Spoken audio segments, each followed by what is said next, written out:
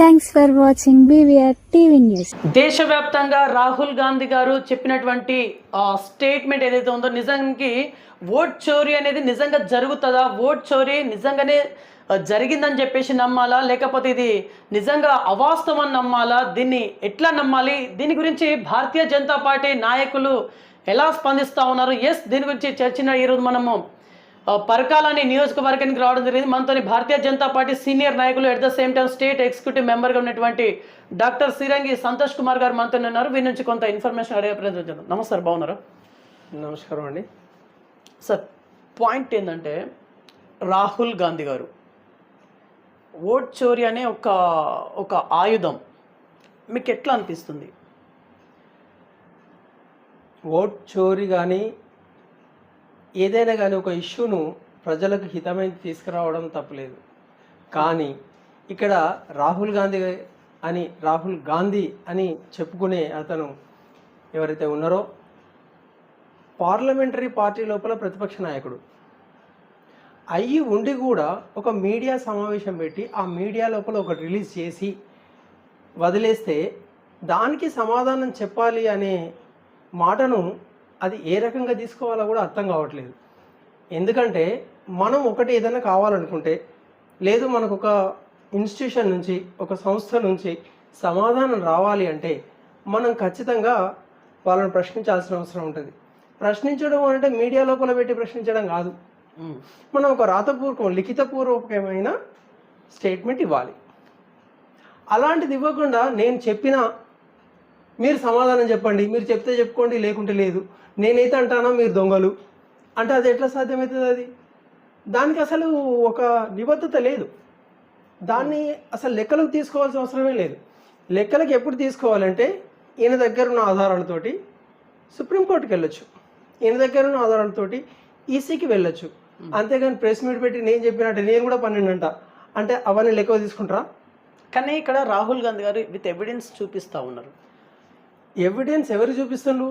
పబ్లిక్కే కదా. పబ్లిక్ కాదు కదా అడగాల్సింది, ఎవిడెన్స్ చూపించాల్సింది కోర్టుకు చూపించాలి. కోర్టు కాదు కదా నిర్ణయం చేసేది, పబ్లిక్ కాదు కదా నిర్ణయం చేసేది. ఇప్పుడు ఈ ఇష్యూ రాజీవ్ అనే వ్యక్తి ఎవరైతే లెజిస్లేటివ్ పార్టీ అపోనెంట్ లీడర్ ఉన్నాడో ఆయన తప్ప ఒప్ప అని చెప్పేది పబ్లికా? నేను అడుగుతున్నా. మీడియాలో పబ్లిక్ చూపించిండు, పబ్లికా సమాధానం చెప్పేది? పబ్లిక్ సమాధానం చెప్పాలంటే నెక్స్ట్ ఎలక్షన్స్ వరకు ఆగండి, చూపిస్తుంది పబ్లిక్ ప్రతాపం ఏంటో, ఎవరు తప్పు. సో ఇప్పుడు ఓట్ చోరీ అనేది దేనికి సంకేతం? ఇది అంటే మీరు ఒక భారతీయ జనతా పార్టీ నాయకులుగా దీన్ని ఎట్లా చూస్తూ ఉన్నారు? ఇక్కడ ఒక భారతీయ జనతా పార్టీ నాయకుని కంటే ఎక్కువ ఒక దేశ పౌరునిగా చెప్పడం ఇంపార్టెంట్. ఓకే, ఒక దేశ పౌరునికి సమస్య వస్తే ఒక పోలీస్ స్టేషన్కి వెళ్ళాలి. నాకు సమస్య వచ్చింది, నేను ఎక్కడ సమస్య వస్తే ఆ ఆఫీస్కి వెళ్ళాలి, ఆ ఆఫీస్లో ఒక దరఖాస్తు చేసుకోవాలి, ఇగో ఈ తప్పిదాలు జరిగినాయి వీటిని సరిచేయండి, లేకుంటే ఇలా జరిగింది కాబట్టి ఏం చేస్తారు చెప్పండి అని అక్కడ ఉన్న అధికారులను అడగాలి. అది అట్లా అడగకుండా నేను కూడా మీడియా పెట్టేసి నాకు ఈ అన్యాయం జరిగింది అని మొత్తుకుంటే సరిపోద్దా? కాదు, అది కరెక్ట్ కాదు. మీరు కనుక నిజంగా అన్యాయం జరిగింది అనుకుంటే, ప్రజలకు అన్యాయం జరుగుతుందంటే, రాజ్యాంగబద్ధంగా లేదనుకుంటే, రాజ్యాంగాన్ని తప్పుపడితే, ఈసీని తప్పుపడితే మీరు ఎక్కడికి వెళ్ళాలో అక్కడికి వెళ్ళాలి, మీడియా కాదు. మీడియాతోటి సమాధానం ఎవరు చెప్పాలి మీడియాకు? అంటే మళ్ళీ మీడియా వచ్చి మీడియాలో చెప్తారు, సరిపోద్దా అది? అంటే ఇట్లే పంచాయతీ పెట్టుకుంటుంటారా? ఒక సొల్యూషన్ కావాలా నీకు? మీరు ఒక దేశానికి అవసరమైన వ్యక్తి, ఒక ప్రతిపక్ష నాయకులు, మీరు దానికి ఒక సొల్యూషన్ ఇవ్వాలి. మీరు సొల్యూషన్ ఇవ్వకుండా నేను చెప్తున్నా ఓటు చోరీ అయింది, నరేంద్ర మోడీ చోరీ చేసిండు, అసలు మరి మోడీ గారి పేరేం తీసుకొస్తున్నారు మధ్యలో? మోడీ గారి పేరేం తీసుకొస్తున్నారు మీరు మధ్యలో? ఎక్కడ తప్పు జరిగింది? మీరు ఈసీ తప్పు జరిగింది అంటున్నారు, మీరు ఈసీని క్వశ్చన్ చేయండి. ఎక్కడ క్వశ్చన్ చేయాలి? అధికారికంగా ఒక లెటర్ ఇవ్వాలి, ఈసీ మీరు తప్పు చేసిండ్రు, మీరు దీనికి సమాధానం చెప్పండి, నా దగ్గర ఆధారాలు ఉన్నాయి అని ఈసీకి ఇవ్వండి నీ ఆధారాలు. అప్పుడు సమాధానం చెప్పకపోతే రోడ్ ఎక్కువ, కోర్టుకు పో, ఈ సుప్రీంకోర్టుకు వెళ్ళండి, ఎక్కడికైనా వెళ్ళండి, అది కరెక్ట్. అంతేగాని ప్రజలను రెచ్చగొట్టి నేను అందరికీ పరిచయం కావాలి, నేను పబ్లిక్లో రావాలి, నేను ఓడిపోయినా, నాకు నేను ప్రధానిని కావట్లేదు అనే మాటలు ఎంత కామెడీ, అంటే దౌర్భాగ్యం మాటలు. అంటే మేము వేసే బాంబుకు ఈసీ దేశం నుంచే వెళ్ళగొడతా అంటుండే, అంటే అది రాజ్యాంగబద్ధమైన మాట? ఓకే, అది రాజ్యాంగబద్ధమైన మాటేనా? కాదు. అట్లా అనకూడదు కదా. అంటే మీరు కావాల్సుకొని అభండాలు వేసి 10 సార్లు చెప్తే అదే కరెక్ట్ అయిద్దని అనుకొని మీరు ఈసీ మీద అభండం వేసి ఈసీని దేశం నుంచి వెళ్ళగొడతా అంటే అసలు రాజ్యాంగం లోపల ఉన్న ఈసీ ఎట్లా పోద్ది? మీరు ఏ దృష్టితో ఆ మాట అన్నారు? మీకు అవగాహన లోపమా? మరి మీకు ఎవరు చెప్పట్లేదా? మీకు సీనియర్స్ లేరా? రైట్. బీహార్ ఎలక్షన్లో లక్షల ఓట్లను తీసేస్తా ఉన్నారంట, నిజమేనా? ఎప్పుడైనా కూడా ఒక ఓట్ లిస్టును సరి చేయడం అనేది పరిపాటి. ఓటర్ లిస్టును సరి చేసేటప్పుడు ఏవైనా తప్పిదాలు జరిగినా, ఎవరైనా ఓటు పోయినా మీరు తిరిగి మళ్ళీ అప్లై చేసుకోండి అని ఈసీ టైం ఇస్తుంది తప్పనిసరి. ఈ టైం ఇచ్చిన టైం లోపల ఎవరికైనా తప్పు జరిగితే వాళ్ళు వెళ్ళి నాది పోయింది, నాది ఉన్నది అని చెప్పి చేసుకోవాలి. దీనికోసమనే రాజకీయ పార్టీకి ఒక్క ఇంట్లో వందల ఓట్లు ఉన్నాయని చెప్పేసి ఒక వాదన. దీని ఎట్లా? ఇదైతే ఎంత హాస్యాస్పదం అని అంటే ఎలక్షన్స్ ముందు ఉన్నాయే వీళ్ళు ఎలక్షన్ తర్వాత ఇప్పుడు పెట్టారు బయట. సో అంటే మీరు ఈ ఎలక్షన్ టైం లోపల అసలు మీరు ప్రచారమే చేయలేదా? అంటే మీరు ఎలక్షన్ టైం లోపల ఓటర్ లిస్ట్ చూడలేదా? మీకు బూత్ లెవెల్ ఆఫీసర్ లేరా పార్టీకి? ఎంత హాస్యాస్పదం అది! అసలు ఎట్లా అడుగుతున్నారు అది నాకు అర్థం కావట్లేదు. ఎందుకంటే ఒక ఇంట్లో 100 మంది ఉన్నారు ఓట్లు. మీరు ప్రచార టైం లోపల, మీరు ప్రచారం చేసుకునే టైం లోపల మీకు ఓటర్ లిస్ట్ లేదా? మీ అభ్యర్థి ఓటర్ లిస్ట్ తీసుకోలేదా? మీకు బూత్ లెవెల్ ఏజెంట్స్ లేరా? మీకు బూత్ లెవెల్ వాళ్ళు మీ బూతులలో ఆ ఓటర్ లిస్ట్ చూడలేదా? అప్పుడు ఈ ఒక్క ఇంట్లో 90 ఓట్లు ఉన్నట్టు కనబడలేదా? ఓకే, ఒకవేళ కనబడితే ఎప్పుడు కంప్లైంట్ చేయాలి? రైట్. అంటే అది ఎవరు తప్పు అంటారు? ప్రతి పార్టీకి ఇస్తుంది కదా, అందరు అభ్యర్థులు తీసుకుంటారు కదా ఓటర్ లిస్టు. అవును. మరి మీరు ఎట్లా కంప్లైంట్ చేస్తుంది దాని వల్ల? అసలు అది ఎట్లా కంప్లైంట్ అవుతుంది అది? Okay, right. ఇప్పుడు మీరు మన మన మన స్టేట్లో ఇప్పుడు స్థానిక సంస్థల ఎలక్షన్స్ అయితే జరగబోతుంది. ఇక్కడ కాన్సెప్ట్ ఏంటిదంటే 42% బీసీ రిజర్వేషన్ అనే ఈ మూమెంట్ మీద అన్ని రాజకీయ పార్టీలు తిరుగుతూ ఉంది తెలంగాణలో. మీకు ఎట్లా అనిపిస్తుంది ఈ బీసీ మూమెంట్ మీద అన్ని పార్టీలు చుట్టూరా తిరుగుతున్నాయంటే మీకు ఎట్లా అనిపిస్తుంది? ఇప్పుడు ఈ రిజర్వేషన్ను ఒకవేళ వాళ్ళు 40% ఇవ్వాలనుకున్నా, 50% ఇవ్వాలనుకున్నా కాంగ్రెస్ పార్టీ అయితే ఎవరికి ఇవ్వాలి అని సుప్రీంకోర్టును అడగాలి, హైకోర్టును అడగాలి, స్టేట్ పరిధి కాబట్టి. లేకుంటే మేము వీళ్ళకి ఇవ్వాలనుకుంటాను అని పెడితే ఉన్నోళ్ళందరికీ మా రాష్ట్రం లోపల ఉన్న జనాభా ఇంత ఉంది, ఈ జనాభా లోపల మేము ఇంత జనాభా బీసీ అనుకుంటున్నాము అంటే సుప్రీంకోర్టు పరిధి లోపల ఈ బీసీలు ఇంట్లోకి వస్తారా రారా, ఆల్రెడీ ఉన్న వాళ్ళు ఉన్నారా, ఇవన్నీ కూడా వెరిఫై చేస్తారు. అంతేగాని దీంట్లోపల ఒక మతపరమైన ఇష్యూ తీసుకొచ్చి ఒక పార్టీ మీద బదనాం వేయడం ఎంతవరకు కరెక్ట్? అంటే మీరైతే ముస్లింల కోసం మాట్లాడొచ్చు కానీ ఇంకొకరు హిందువుల కోసం మాట్లాడొద్దా? మీరైతే ముస్లిమ్స్ కోసం మాట్లాడుతున్నారు కదా, మరి ఇంకొకరు హిందువుల కోసం మాట్లాడొద్దా? తప్పేంటి? అచ్చా, ఇప్పుడున్న ముస్లిం లోపల కొంత వర్గాలు, కొంతమంది కొన్ని దాంట్లోపల ఉన్న కేటగిరీస్ బీసీలో లేవా?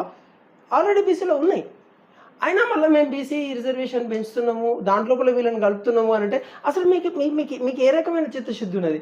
ఓన్లీ మీరు ముస్లిమ్స్ మా సైడ్ ఉండాలి, ఓట్ బ్యాంక్ మా సైడ్ ఉండాలి అనే తప్ప వాస్తవంగా దేశం లోపల దేశానికి హితం కావాలనే ఆలోచన లేదు.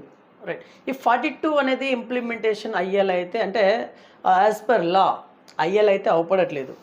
ఇప్పుడు రిజర్వేషన్ల మీద మాట్లాడాలి అంటే that is a big topic.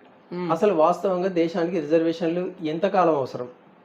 అది రాజ్యాంగం లోపల పొందుపరచబడి ఉన్నది. దేశంలో రిజర్వేషన్ అవసరం లేదా? అకార్డింగ్ టు యువర్ ఒపీనియన్ దేశం లోపల రిజర్వేషన్లు అవసరం లేదు కాదు, ఎంతకాలం అవసరం ఉన్నాయి స్వాతంత్రం వచ్చిన కాడ నుండి. దానికి రాజ్యాంగం లోపల అంబేద్కర్ గారు ఏం రాసిండ్రు, రాజ్యాంగం లోపల ఉన్న కమిటీ ఏం రాసింది, ఆ కమిటీ ప్రకారంగా తీసుకోవాలి, దాని లెక్క ప్రకారం తీసుకోవాలి. అంతేగాని ఎవరినైనా ఉండాలన్నా వద్దా అని అడిగితే ఉండాలా వద్దా అంటే వద్దు అంటే లొల్లి, ఉండాలంటే లొల్లి అన్నట్టు మాట్లాడడం కాదు. ఇక్కడ మనం దేశానికి ఏ రకమైన ఏ స్థాయి లోపల ఒక సూచన చేసేటందుకు వీలుంటుందో ఆ రకమైన మాటలు మాట్లాడాలి ఎవరైనా కూడా. మనకు ఒక నిబద్ధమైన నిఘంటువు, ఒక నిబద్ధమైన బుక్కు, ఒక నిబద్ధత కలిగింది, మన దేశాన్ని నడిపించగలిగే పుస్తకం రాజ్యాంగం ఉంది. ఈ రాజ్యాంగాన్ని మేధావులు రాసిండ్రు, దాని ప్రకారంగా ఎంతకాలం రిజర్వేషన్ ఇచ్చిండ్రు. ఎంత పర్సెంటేజ్ రిజర్వేషన్స్ ఇవ్వచ్చు, ఎవరెవరికి ఇవ్వచ్చు అన్నీ రాసున్నాయి. ఇవన్నీ పక్కకు పెట్టి నేనే చేస్తా, నా ఇష్టం వచ్చినట్టు చేస్తా, నేను వీళ్ళకింత రిజర్వేషన్ ఇస్తా, నేను వాళ్ళకి, అట్లా కాదు కదా. ఎవరు అధికారంలోకి వస్తే వాళ్ళు ఇష్టం వచ్చినట్టు మాట్లాడితే దేశం నడవదు కదా. దేశానికి ఒక లైన్ అంటూ ఉండాలి. మన దేశం ఏ రకంగా ముందుకు పోవాలి, ప్రపంచ దేశాల్లో అగ్రగామి ఎట్లా కావాలి, ఈ ప్రపంచ దేశానికి విశ్వగురువు ఎట్లా కావాలి, ఈ ప్రపంచ దేశాల లోపల ఆర్థిక స్తోమత లోపల మనము ఎన్నో స్థానానికి ఎదగాలి. ఇప్పుడు ప్రపంచం లోపల మనం ఎక్కడి నుంచో అట్టడుగు నుంచి 3వ స్థానానికి వచ్చినాం. ఇంకా పైకి ఎన్నడు పెరగాలి, మనం 3వ స్థానానికి ప్రయత్నం చేస్తాం, ఇంకా ఆ పైకి ఎన్నడు పెరగాలి, అది ఆలోచన చేయాలి.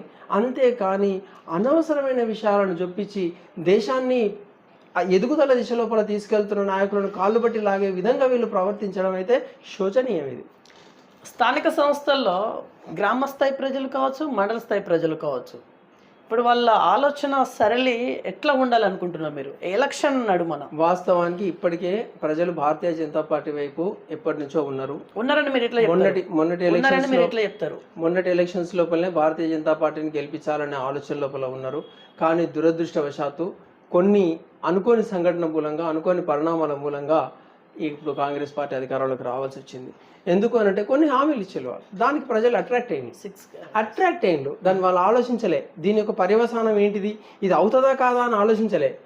వాళ్ళు అయ్యో మేము బీద వాళ్ళం కదా, మాకేదో ఆధారం చూపిస్తున్నారు కదా, కాంగ్రెస్ పార్టీ చూపిస్తుంది కావచ్చు అని బీఆర్ఎస్ని ఓడగొట్టాలని కంకణం కట్టుకున్న ప్రజలు, కాంగ్రెస్కి అవకాశం ఇచ్చింది. బీఆర్ఎస్ కి వ్యతిరేకతనే కాంగ్రెస్ కి ఓట్ బ్యాంక్ అని ఒక వాదన వచ్చిందిగా.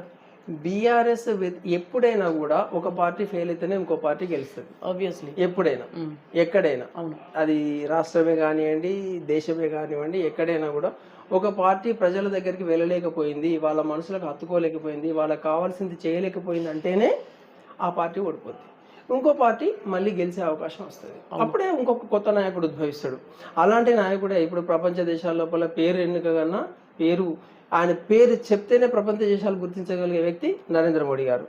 ఈరోజు మనం ప్రతి ఒక్కటి చూస్తున్నాం. భారతదేశం లోపల సొంతంగా ప్రతి ఒక్కటి తయారు చేసే విధంగా భారతదేశాన్ని ముందుకు తీసుకెళ్తున్నారు. మనం ఏ దేశం మీద కూడా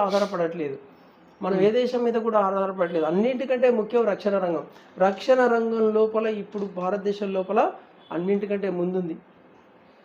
అమెరికా యుద్ధ విమానాలు మన ముందు ఎక్కడికి వస్తలేవు, చైనా యుద్ధ విమానాలు ఎక్కడికి వస్తలేవు, పాకిస్తాన్ అణుబాంబు పెట్టుకొని ఉంటే అణుబాంబును బయటికి తీయకుండా చేసినాం. ఎన్నో రకాలుగా మనం ముందంజ లోపల ఉన్నాం. మన ఆర్థిక స్థాయి పెరిగింది. ఇలాంటి పరిణామాలు జరుగుతుంటే ఈ భారతీయ జనతా పార్టీ ఎన్డీఏ ప్రభుత్వం నాయకత్వం లోపల ఎంతో ముందుకు దేశాన్ని తీసుకెళ్తుంటే ఇప్పుడు అనవసరమైన విషయం, కొంతవరకు ఇప్పుడు అనవసరమైన విషయం. దేనికైనా కూడా ఒక నిర్దిష్ట సమయం ఉంటుంది. ఒక ఎలక్షన్ అంటే ఆ ఎలక్షన్కు ఒక టైం ఉంటుంది. నువ్వు ఎలక్షన్ ఓడిపోతే నీకు ఏమైనా నష్టం జరిగితే ఎలక్షన్ పిటిషన్ వేసుకుంటుంది, ఇన్ని రోజుల లోపల వేయాలని సమయం ఉంటుంది. ఆ సమయాన్ని వదిలిపెట్టి నేను దొంగోట్లు ఉన్నాయి అని చెప్పేసి చెప్తున్నానంటే, అవును ఇప్పుడు దొంగోట్లు ఉన్నాయి అని చెప్తే ఇప్పుడు అదే చేస్తున్నారు కదా. అక్కడ బీహార్ లోపల ఏం చేస్తుండ్రు, ఈ తప్పుడు ఓట్లు ఉన్నాయి కాబట్టి వాటి ప్రక్షాళన చేస్తుండ్రు. దాంట్లోపల మీకు ఏమైనా అభ్యంతరాలు ఉంటే చెప్పండి అని చెప్పేసి టైం ఇచ్చిండ్రు. దానికి అభ్యంతరాలు చెప్పాలి, అంతేగాని ముతుకుంటే ఎట్లా రోడ్డుకి కాదు కదా. మీకు ప్రతి బూత్కు ఒక బూత్ లెవెల్ ఏజెంట్ ఉన్నారు ప్రతి పార్టీకి. ఆ బూత్ లెవెల్ ఏజెంట్ వెళ్ళి మీకు ఎవరెవరికి అన్యాయం జరిగిందని చెప్పేసి వాళ్ళ దగ్గర నుంచి రికార్డ్ తీసుకోవాలి, మళ్ళీ రికార్డ్ సబ్మిట్ చేయాలి, వాళ్ళకి ఓటీపీ ఇవ్వాలి. అంతేగాని అది ఏం అర్థం పత్రం లేని మాటలు మాట్లాడితే ఎట్లా కాదు కదా, అది అసలే కాదు. సార్ ఇక్కడ ఇప్పుడు భారతీయ జనతా పార్టీ సైడే ప్రజలు మొగ్గు చూపేలా ఉన్నారు. ఈసారి ఖచ్చితంగా స్థానిక సంస్థల్లో బీజేపీ గెలుస్తుందని చెప్పేసి మీరు అంటా ఉన్నారు, ఇండైరెక్ట్గా అంటా ఉన్నారు. ఓకే, డైరెక్ట్గా అంటా ఉన్నారు. ఓకే, కాకపోతే డెవలప్మెంట్ జరగాలంటే స్టేట్లో ఏమో కాంగ్రెస్ పార్టీ ఉంది, మరలా కాంగ్రెస్ పార్టీ అభ్యర్థులు ఉంటే కానీ డెవలప్మెంట్ జరగదు అనే దానికి కొంత తర్జన భర్జన కూడా జరుగుతూ ఉంది. దీని గురించి ఇప్పుడు భారతదేశం లోపల ప్రధాని నరేంద్ర మోడీ ఉండాలనేది ప్రజల యొక్క ఆకాంక్ష, ఏ రాష్ట్రం అనేది లేదు. దానికి నిదర్శనమే మొన్న జరిగిన పార్లమెంట్ లోపల తెలంగాణ రాష్ట్రం లోపల 8 సీట్లు ఇచ్చిండ్రు. అవును, ఎంపీ. ఎందుకు ఇచ్చిండ్రు? ఖచ్చితంగా నరేంద్ర మోడీ గారు ప్రధాని కావాలి అనే ఆకాంక్షతో ఇచ్చిండ్రు. అచ్చా, మీరు అన్న మాట లోపల వాస్తవం లేదు. ఎందుకు లేదు అని అంటే, నరేంద్ర మోడీ గారు ఎప్పుడు కూడా ఈ భారతదేశం లోపల ఉన్న ఏ రాష్ట్రం మీద కూడా వివక్షత చూపించలేదు. ప్రతి రాష్ట్రం లోపల డెవలప్మెంట్ ఎక్కడ ఏది అవసరం అది చేస్తా పోతున్నారు. తెలంగాణ లోపల ఎన్ని లక్షల కోట్లు పెట్టిలో మీరు చూసే ఉంటారు. రహదారులు కానీ, అన్నింటికంటే అతి ముఖ్యమైనది వరంగల్ నగరం లోపల చారిత్రాత్మక వరంగల్ నగర కాకతీయ సామ్రాజ్య నగరం లోపల కోచ్ ఫ్యాక్టరీ. కోచ్ ఫ్యాక్టరీ అనేది చిన్న విషయం కాదు. ఎన్నో సంవత్సరాల నుంచి మన ఎవరు నెహ్రూ గారు ఇక్కడికి మీటింగ్కి వచ్చినప్పుడు కూడా అన్నారట కోచ్ ఫ్యాక్టరీ అని. ఇందిరా గారు ప్రధానమంత్రి గారు వచ్చినప్పుడు కూడా కోచ్ ఫ్యాక్టరీ అన్నారట. కానీ ఆ కళ సాకారం కాలే. కానీ నరేంద్ర మోడీ గారు ఇప్పుడు ఒక ఇంట్రెస్ట్ తీసుకొని ఇక్కడ డౌన్ ట్రాడన్ ఏరియా, వెనుకబడిన ఏరియా, నక్సలిజం ఉన్న ఏరియా, ఇందులో నుంచి యువత బయటికి రావాలి అని అంటే వాళ్ళకు ఉపాధి కావాలని చెప్పేసి ఈరోజు కోచ్ ఫ్యాక్టరీని తీసుకురావడం జరిగింది. 1000 ఉద్యోగాలు తీసుకురావడం జరిగింది. దాన్ని మనం వాడుకోవాలంతే. ప్రతి ఒక్కరూ వారికి అవసరం ఉన్నది వాళ్ళ స్తోమతను బట్టి, అంటే వాళ్ళ యొక్క ఎడ్యుకేషన్ బట్టి కానీ వాళ్ళ వర్క్ని బట్టి కానీ ఉద్యోగం సంపాదించుకొని చేసుకునే అవకాశం కల్పించింది ఈరోజు. ఇంకా తెలంగాణ మీద వివక్ష చూపించారు అంటే ఇంకేం చేస్తారు? గిరిజన యూనివర్సిటీ వచ్చేది, మీకు ఇంకేం కావాలి? ఇలాంటి ఎన్నో వచ్చినాయి. 1000 కిలోమీటర్ల రహదారి, 1000 కిలోమీటర్ల నేషనల్ రహదారి, జాతీయ రహదారి పెట్టిన తర్వాత కూడా ఇంకా ఏమైతే లేదు అంటే ఇంకేం కావాలి? రైట్. భారతదేశం అంతా తీసుకొచ్చి ఇక్కడ పెట్టమన్నారా? రైట్. ఫైనల్ ఏం చెప్పి ముగించాలనుకుంటారు మీరు? పబ్లిక్కి మీరు ఇచ్చే మెసేజ్ ఫైనల్లీ. నేను ప్రజలకు, పబ్లిక్ కాదు, ప్రజలు, ఈ దేశం యొక్క ప్రజలు, ఈ దేశ వాసులు, వీళ్ళందరికీ కూడా చెప్పేది నేను ఒకటే: సంయమనం పాటించాలి, తప్పుడు మాటలకు లొంగకూడదు. మనము ఈ దేశాన్ని ముందుకు తీసుకెళ్ళాలి అనేది ప్రతి ఒక్కరి బాధ్యత. దాంట్లోపల మనం కూడా బాగుపడాలనేది ఇంకొక నినాదం. కాబట్టి దేశం బాగుండాలి ముందు, తర్వాత మనం బాగు కావాలి. ఈ రెండిటి మీద ఏ నాయకుడైతే ముందుకు పోతుంది, దేశాన్ని ముందుకు తీసుకెళ్తున్నాడో దానికే మనం ఓటు వేసి ముందుకు తీసుకుపోయే అవకాశాన్ని ప్రజలు తీసుకోవాలి. ప్రతి ఒక్క ఓటర్ తీసుకోవాలి. అంతేగాని దురదృష్టవశాత్తు తప్పుడు ఆశ చూపించింలో బస్ ఫ్రీ అని, తులం బంగారం అని, మహిళలకు పాకెట్ మనీ అని, ఇలాంటి తప్పుడు వాటికి మటుకు లొంగి ఓటు వేయకూడదని చెప్పి నేను కోరుకుంటున్నాను. రైట్. సో ఇది వాళ్ళ ఇన్ఫర్మేషన్. చూస్తున్నాడు BVR TV news. Until then bye, take care.